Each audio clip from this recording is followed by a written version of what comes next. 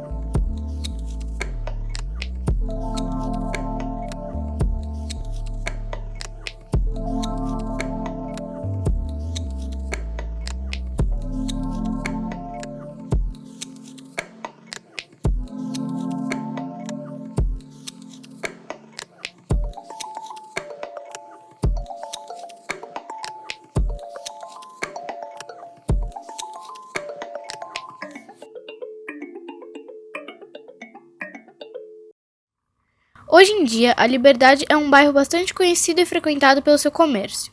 De acordo com a Associação dos Lojistas da Liberdade, o bairro tem cerca de 220 estabelecimentos comerciais variados, que vão desde lojinhas que vendem bugigangas a restaurantes de comida chinesa e japonesa. Também há várias papelarias, uma parte da alimentação voltada para a cultura oriental, chinesa, japonesa e coreana, mercados com produtos também voltados para a cultura oriental, além de feiras e vendedores ambulantes. Muita gente vai ao bairro regularmente para abastecer a necessaire de cosméticos e maquiagem. A principal rua é a Galvão Bueno, onde fica o Ikesaki, uma loja que mais parece um supermercado com uma infinidade de produtos. São muito comuns também lojas com entradas pequenas e com seus interiores bem maiores. O bairro é mais voltado para o comércio, pois é possível ver que há poucas moradias residenciais. Alguns dos pontos mais populares da Liberdade são a Praça da Liberdade, a Feira da Liberdade, o Viaduto Osaka, Memorial de Imigração Japonesa, o desenho Mitsudomoi, que é um desenho reproduzido nas calçadas com um símbolo shintoísta da harmonia entre o homem, a terra e o céu, o Parque Japonês, que fica próximo ao viaduto sobre a Avenida 23 de Maio e tem algumas carpas no lago, Lanterna Suzuranto e o Tori, que é um portal shintoísta na rua Galvão Bueno. Dentre os meios de acessibilidade à Liberdade, os principais são metrô, táxi e carros particulares. Os principais frequentadores do bairro são o público otaku, fãs de desenhos em maioria japoneses, K-popers, fãs da música pop coreana, pessoas com interesse em produtos de origem oriental e interesses em mercados, variando de comida importada para outros objetos e produtos diferenciados.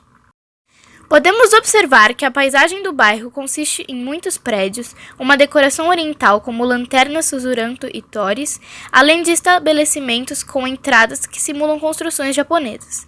Há exemplos shintoístas e algumas construções mais antigas. Durante nossas pesquisas no bairro, tivemos a oportunidade de entrevistar alguns dos comerciantes que trabalhavam por lá no dia a dia. Uma das entrevistas foi Karen. Ela nos contou que veio para a Liberdade à procura de emprego e que vem da zona leste de São Paulo. Outra comerciante da feira da praça nos contou que trabalha na região há aproximadamente 20 anos.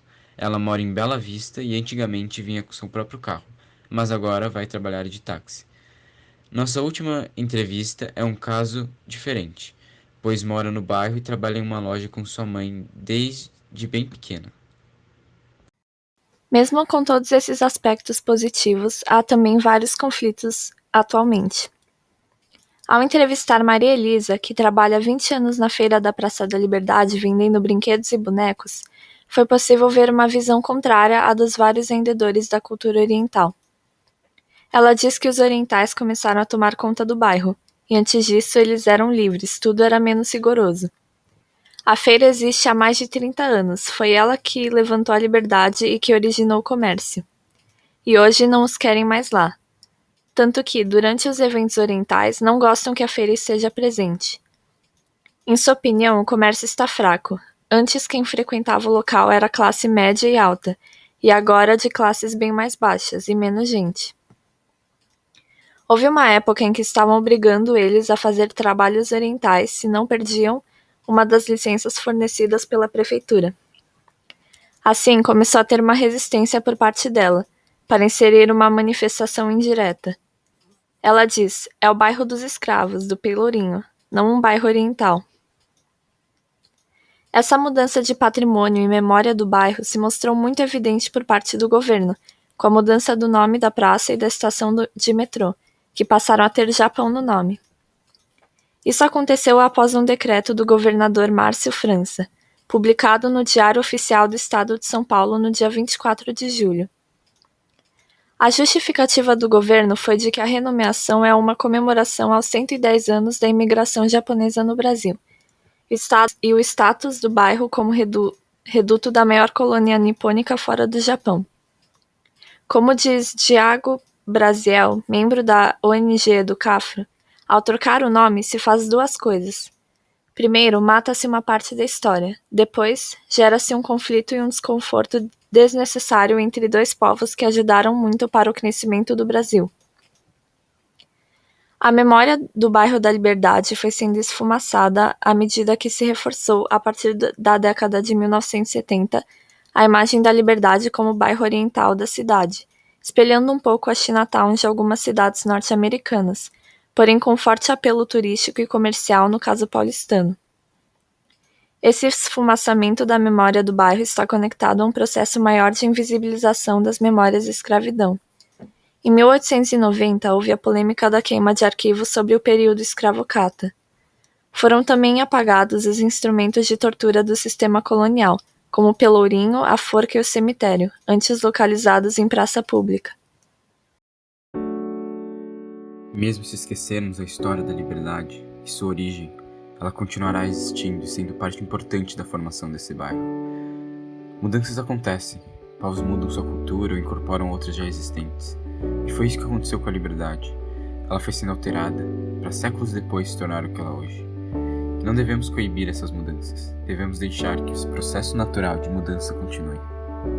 Mas sempre lembrar do nosso passado, de nossa história, porque um povo que não conhece sua história está condenado a repeti-la.